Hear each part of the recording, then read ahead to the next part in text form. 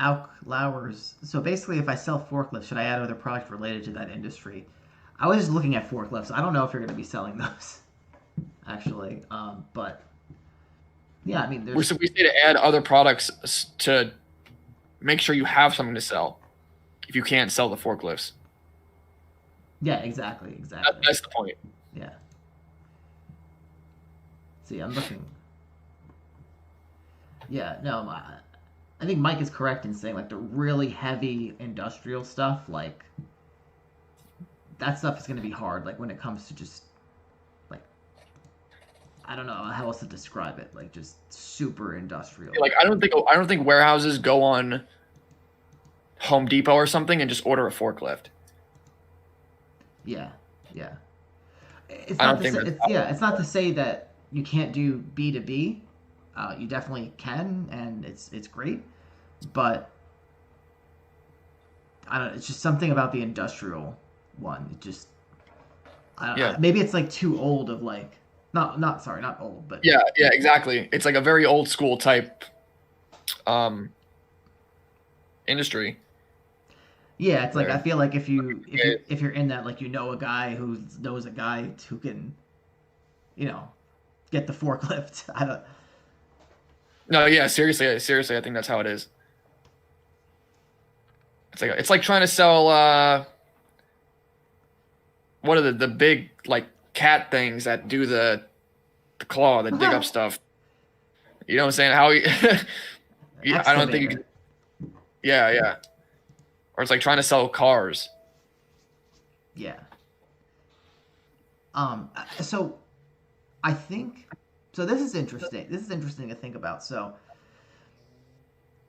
uh, I know someone like through someone else that you can become a dealer for like an industrial company, but I think you have to have like in-depth training on how to like prepare their products and things like that. I think it's a very highly technical field, and you probably have to have like some sort of special skills and definitely like a place to work on that, like a physical Yeah. location. Yeah, they might not let you sell forklifts if you don't have any sort of certification to drive a forklift, or you're not going to warehouse them yourself, or you're not going to repair them yourself.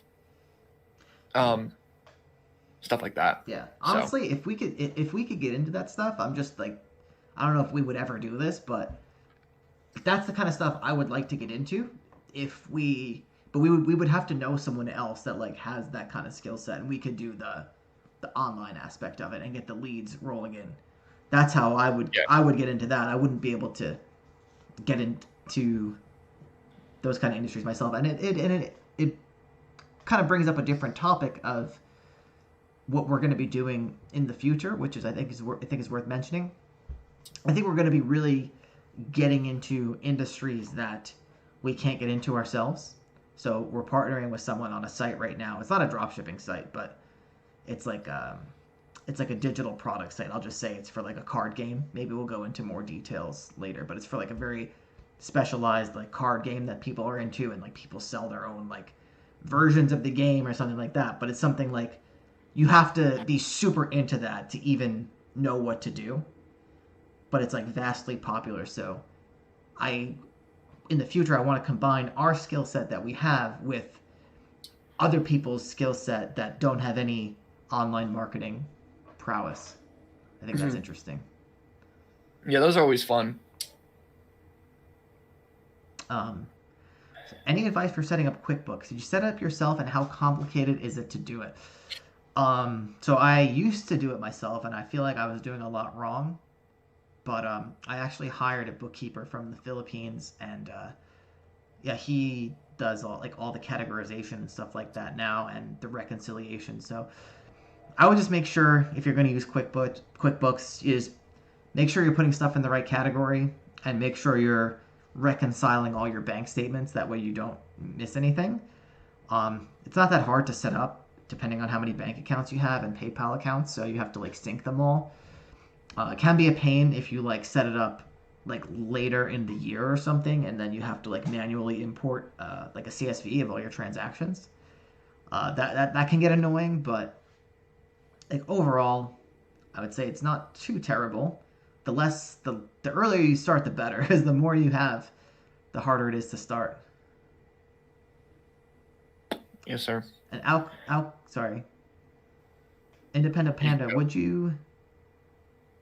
Oh wait, sorry. Over Juniors. Yeah. Can you tell Yeah. how much money you would need to start? Do you need to be an expert on the products you sell? I'm gonna take a piss. You can answer. Well, how much money would you need to start? I would say under $500 total to get started with all of the, the basic Shopify, Grasshopper, like all the apps for store setup. Probably less than $500, maybe even less than 100 if you're doing free trials and stuff like that. And then when it comes down to ads, of course, the more money you can spend on ads, the better. But you can't be thinking about ads as an expense. Ads are an investment. So, by the time you spend your free $100 that Google gives you, whenever you start up a new account, they give you a free $100 when you spend 25 or something like that. Ideally, I'm looking to make my first sale and be profitable on ad spend within that first 100 free dollars. So anything I spend after that and the whole momentum of my store after that is profitable. So that's why dropshipping is so great, is because it costs so little to get up and running, and you can make sales that make you $500, $1,000. So hope that answers that question. And do you need to be an expert on the products you sell? Absolutely not. We like to learn as we go. A lot of times people call and they'll ask questions, and you could literally just Google it and get the answer. And then after a month or two, you actually will be an expert. And then when you call suppliers in that field, you can kind of speak their language, and that helps you get more suppliers because you can showcase that you know what you're talking about. So, yeah, it's really, don't do any research beforehand before you actually get in with suppliers. Don't do any research to educate yourself necessarily. I think it's a waste of time. Yeah. Speaking of waste of time, Alk Lowers asks, already, I like stuff related to metal because you guys said wood often gets damaged by bad freighters. I feel like thinking like that is a waste of time. Like, you shouldn't have these criteria of things that you want to do before you get started. Yeah, like you're not in a position to be turning down opportunities when you first get started. Yeah, exactly. So I mean, I don't know if you're in our course or not, but really we set out how to find suppliers in the course, and what you should be doing at that point is literally just calling suppliers and acquiring them and seeing what their margins are, seeing how good they are, and just start selling their stuff. So you don't want to be turning down something because it's wood or because it's not the right season, or whatever you have in your head about what might happen. You literally have no idea. Like, I was just giving an example of the fact that we had one supplier that we were selling wood stuff on our own account, and it was getting damaged. Like, we've sold plenty of other things that contradict what I said there. I was just giving an example. And so, that's why you ultimately, the people that are going to just take action and see where the chips fall and then readjust from there are going to be the most successful. The people that get stuck in their head and start trying to pick and choose what's going to work and what's not going to work when they have no experience they may never be successful because they're just going to give up, or it's going to take them a lot longer to just come to that realization that I just said. Yeah, exactly. I don't understand. I mean, to me, not on you, Alki. That's just, it's a common thing that we see. Like, people just kind of shoot themselves in the foot and impede on their own ability to make progress for reasons that they've just made up in their head. Like, think about Wayfair. Think $1 billion company. How much wood products do you think they're selling? I would say a huge chunk of their products are wood. Yeah. Maybe even 30%. I have to say, it is quite astounding, and I don't mean this in an insulting way, how many people get in their head about doing things, especially when it comes to online business. When we first started coaching people, I was blown away by just people just thinking about things the wrong way, like afraid to make the next step just because they had all these assumptions about what was going to happen, rather than just moving forward and letting it happen. As long as you're not putting like too much money on the line, like, I don't see the big deal. Like something breaks during freight, like you have freight insurance. It's not like.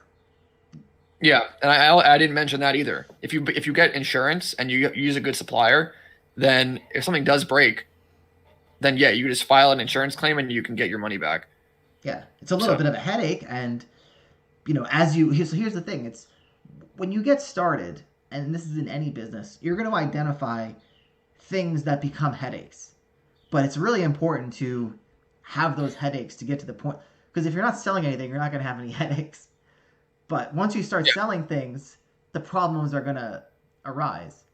And then it's just on you to smooth out those problems. That's literally all you have to do. You have to just make sure you're selling so the problems are created, and then smooth them out. But if you never get to the first part, you're just not going to get anywhere. And I think most people just spend so much time thinking about all the potential problems of everything they're going to do beforehand. Yeah, exactly. Now, I don't want to harp on that too much because I can go on forever about that, but maybe that'll be a separate episode. It's a rant video. That's a what? Just a separate rant video.